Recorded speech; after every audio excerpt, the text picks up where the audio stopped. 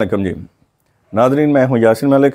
Election के हवाले से आज ये मेरा वीलॉग होगा। उससे पहले मैं आप सबसे ये ख़ुसूसी दरख्वास्त करूंगा कि मेरे इस यूट्यूब चैनल को सब्सक्राइब करें और साथ में बेल आइकॉन का जो बटन है उसको भी दबा दें ताकि मेरी आने वाली तमाम वीडियो जो हैं वो आप तक ज़रूर पहुँच सकें। तो जैसा कि आपने देखा है कि आज 7 फरवरी है जब मैं ये वीलॉग करने वाला हूँ। कल 8 फरवरी है और पूरे पाकिस्तान में जनरल इलेक्शन का इनेकाद मुनक़िद हो रहा है। तमाम पार्टीज़ और तमाम उनके कैंडिडेट्स और वर्कर्स अपने अपने ताईं इसमें भरपूर हिस्सा ले रहे हैं। तो आज हम कोशिश करेंगे कि एनए से हटकर या पीपी के हवाले से हटकर के कौन कहां पर विन कर रहा है और किसकी क्या पोजीशन है।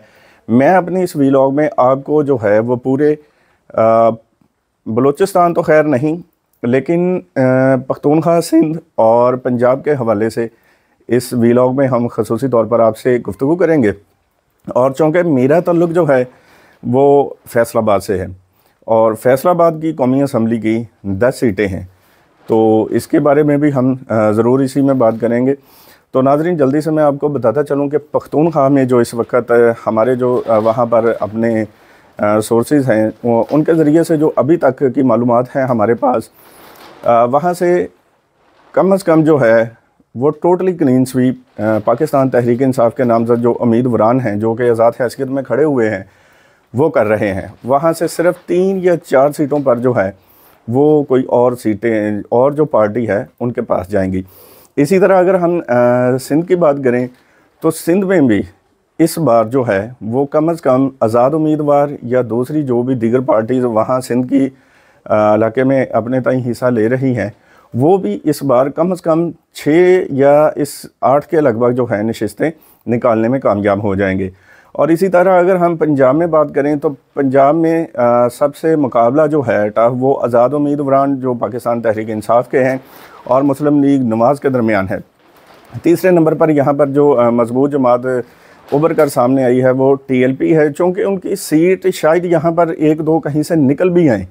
पीपल्स पार्टी जो है वो जनूबी पंजाब और सेंट्रल पंजाब से भी नशिस्तें लेने में जो है वो कामयाब हो सकती है।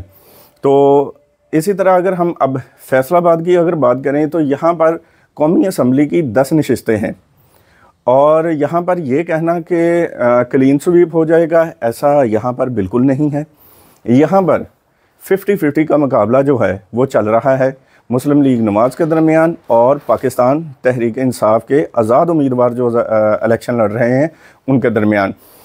मेरा जो अपना इसके ऊपर तज़किया है, मैंने जो देखा है घूम फिर कर इलाकों में जो लोगों से मेरी बात हुई है, तो मैंने ये अभी तक जो नतीजा अख़ज़ किया है वो मैं आप नाज़रीन के सामने रखता हूँ। इसमें एक आधी सीट का जो है वो फ़र्क हो सकता है, लेकिन मैंने यहाँ पर ये देखा है कि या तो 6 सीटें जो हैं वो आज़ाद उम्मीदवार जीत जाएंगे जो कि PTI के हमायती याफ्ता हैं, तो या फिर PMLN जो है वो यहाँ से 6 सीटें निकाल लेगी। सिर्फ 50-50 में से एक आधी सीट का यहाँ पर फ़र्क होगा। बाकी तमाम सीटों के ऊपर इस वक्त जो है वो टफ मुकाबला जा रहा है, क्योंकि वोटिंग का दिन जो है वो कल 8 फरवरी को है। तो इससे पहले ये नतीजा अख़ज़ कर देना कि फ़लाँ का पलड़ा भारी है, आप इस हद तक तो कह सकते हैं कि फ़लाँ का पलड़ा भारी है। जैसे कि अभी मैंने कहा कि खैबर पख्तूनख्वा में तहरीक इंसाफ जो है और इसमें तमाम जो हमारे तज़किया नगार हैं, तमाम सहाफ़ी हज़रात हैं, वो इस बात पर मुतफ़िक़ हैं कि वहाँ पर तहरीक इंसाफ के नामज़द उम्मीदवार जो हैं वो बहुत बरतरी के साथ पहली नंबरों पर इस वक्त जो हैं वो विराजमान हैं। तो यहाँ पर अगर हम बात करें फैसलाबाद की हद तक, तो यहाँ पर हर सीट के ऊपर जो है वो मुकाबला है। आप किसी सीट को भी ऐसे नहीं कह सकते कि ये सीट आसानी से फ़लाँ जीत जाएगी, ये जीत जाएगी, क्योंकि आज 7 फरवरी है। बहुत से तहरीक इंसाफ के नामज़द उम्मीदवार लूज़ पोजीशन पर थे जिन्होंने 8 या 9 दिन के अंदर जो है वो काया पलट कर रख दी है। तो इस इलेक्शन में भी सन 2003 के इलेक्शन की तरह बड़े बड़े जो बुर्ज हैं वो उल्टने वाले हैं। मेरे अगले वीलॉग का इंतज़ार कीजिएगा। तब तक के लिए अल्लाह हाफ़िज़।